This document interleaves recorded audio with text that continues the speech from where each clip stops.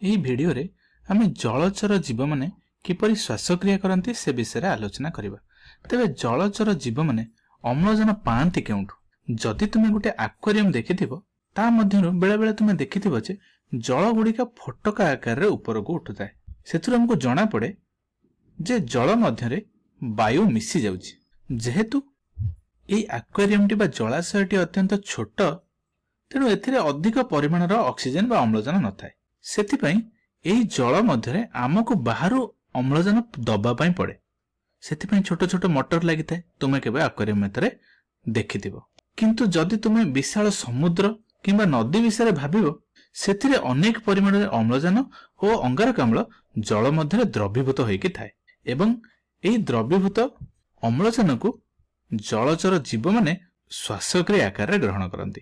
କିନ୍ତୁ ଏଠି ଭିନ୍ନ ଭିନ୍ନ ଜଳଚର ଜୀବମାନେ ଯେଉଁ ପ୍ରଣାଳୀରେ ଅମ୍ଳଜାନ ଗ୍ରହଣ କରନ୍ତି ଏବଂ ଅଙ୍ଗାରକାମ୍ଳ ଛାଡନ୍ତି, ସେଗୁଡିକ ସମସ୍ତଙ୍କ ଠାରେ ଭିନ୍ନ ଭିନ୍ନ ପ୍ରକାରରେ ହୋଇଥାଏ। ପ୍ରଥମେ ଆମେ ଜଳଚର ଉଦ୍ଭିଦ ମାନଙ୍କୁ ନେଇକି ଦେଖିବା। ତେବେ ତୁମେ କଣ ଭାବୁଛ, ଜଳଚର ଉଦ୍ଭିଦ ମାନେ କିପରି ଭାବରେ ଶ୍ୱାସକ୍ରିୟା କରନ୍ତି? ତୁମେ ଭାବୁଛ କି ସେମାନଙ୍କ ପାଖରେ ଷ୍ଟୋମାଟା ଥାଏ ବୋଲି, ବା ତୁମେ ଭାବୁଛ କି ଜଳଚର ଉଦ୍ଭିଦ ମାନେ ଶ୍ୱାସକ୍ରିୟା କରିବା ପାଇଁ ସେମାନଙ୍କୁ ଷ୍ଟୋମାଟାର ଆବଶ୍ୟକ ଅଛି? ଏହାର ଉତ୍ତର ହଁ ବି ଏବଂ ନା ବି। କଣ ପାଇଁ ଏମିତି ଉତ୍ତର?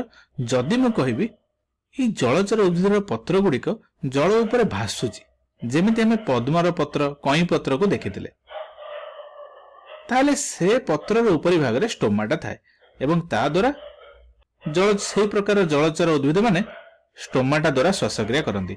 କିନ୍ତୁ ଏଇଠି ଆମେ କଣ ଦେଖୁଛନ୍ତି ନା ଜଳଚର ଉଦ୍ଭିଦ ଗୁଡିକ ପାଣି ମଧ୍ୟରେ ବୁଡିକି ରହିଛନ୍ତି। ସେଥିପାଇଁ ଏମାନଙ୍କ ମଧ୍ୟରେ କୌଣସି ଷ୍ଟୋମାଟା ନଥାଏ। ତେବେ ଏଇଠି ଜଳରେ ବୁଡିଥିବା ଉଦ୍ଭିଦ ମାନଙ୍କର ଏକ ବିଶେଷ ପ୍ରକାରର ଗଠନ ଥାଏ, ଯାହାକି ସେମାନଙ୍କର ମୂଳ ଓ ପତ୍ର ଗୁଡିକରେ, ଯାହାଦ୍ୱାରା ଏମାନେ ସିଧାସଳଖ ଭାବରେ ଜଳ ମଧ୍ୟରୁ ଅମ୍ଳଜାନ ଗ୍ରହଣ କରିନିଅନ୍ତି ଏବଂ ଅଙ୍ଗାରକାମ୍ଳ ଛାଡି ଦିଅନ୍ତି। ଏବଂ ତା ଛଡା ଆଲୋକ ଶ୍ଳେଷଣ ପାଇଁ ମଧ୍ୟ ଜଳ ମଧ୍ୟରେ ବୁଡି ରହିଥିବା ଉଦ୍ଭିଦ ଗୁଡିକ ଏହି ବିଶେଷ ପ୍ରକାରର ଗଠନ ଦ୍ୱାରା ଅଙ୍ଗାରକାମ୍ଳ ଗ୍ରହଣ କରନ୍ତି ଏବଂ ଅମ୍ଳଜାନ ବାହାରକୁ ଛାଡିଥାନ୍ତି। ତେବେ ବର୍ତ୍ତମାନ କହିପାରିବ କି ଜଳଚର ପ୍ରାଣୀ ମାନେ କିପରି ଶ୍ୱାସକ୍ରିୟା କରନ୍ତି? ଦେଖ, ପ୍ରଥମତଃ ପ୍ରାଣୀ ମାନଙ୍କୁ ଅଙ୍ଗାରକାମ୍ଳ ଗ୍ରହଣ କରିବାର କୌଣସି ଆବଶ୍ୟକତା ନାହିଁ। ସେମାନେ ଅକ୍ସିଜେନ ଗ୍ରହଣ କରନ୍ତି ଏବଂ କାର୍ବନ ଡାଇଅକ୍ସାଇଡ ଛାଡି ଦିଅନ୍ତି। ତାହେଲେ ସେମାନେ ଏହା କିପରି କରନ୍ତି? ତେବେ ଚାଲ ଏଥିପାଇଁ ଆମେ ସ୍ପଞ୍ଜ ଓ ଜେଲି ଫିଶକୁ ବା ମାଛକୁ ଉଦାହରଣ ସାହାଯ୍ୟରେ ନେଇକି ଦେଖିବା। ସ୍ପଞ୍ଜ ଗୁଡିକ ହେଉଛନ୍ତି ବହୁକୋଷୀୟ ପ୍ରାଣୀ, ଯାହାକି ଜଳ ମଧ୍ୟରେ ବୁଡିକି ରହିଥାନ୍ତି ଏବଂ ସ୍ପଞ୍ଜ ଓ ମାଛ ମାନଙ୍କ ନିକଟରେ ଫୁସଫୁସ ନଥାଏ। ଯେମିତିକି ଯଦି ଆମେ ରୋହି ମାଛ କି ଭାକୁର ମାଛ ଏମାନଙ୍କୁ ଆମେ ଦେଖିବା, ଏମାନଙ୍କ ନିକଟରେ କୌଣସି ଫୁସଫୁସ ନଥାଏ। ତାହେଲେ ଏହି ପ୍ରାଣୀ ମାନେ ଶ୍ୱାସକ୍ରିୟା କରନ୍ତି କିପରି? ଦେଖ, ଯଦି ଆମେ ସ୍ପଞ୍ଜକୁ ଲକ୍ଷ୍ୟ କରିବା, ଏମାନଙ୍କ ଶରୀରରେ ଅନେକ ଗୁଡ଼ିଏ ଛୋଟ ଛୋଟ ଛିଦ୍ର ରହିଥାଏ।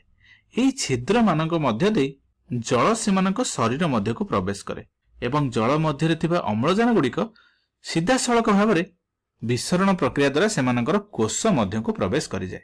ଏଥିରେ କୌଣସି ଜଟିଳତା ନାହିଁ। ଏହିପରି ଭାବରେ ସେମାନଙ୍କ ଶରୀର ମଧ୍ୟରେ ସୃଷ୍ଟି ହେଉଥିବା ଅଙ୍ଗାରକାମ୍ଳ ପୁନଶ୍ଚ ଏହି ଛୋଟ ଛୋଟ ଛିଦ୍ର ମାଧ୍ୟମରେ ବାହାରକୁ ବାହାରି ଆସେ। ଏହା ଏହିପରି ଅତ୍ୟନ୍ତ ସହଜ ଉପରେ ଗ୍ୟାସ ବିନିମୟ ହୋଇଥାଏ।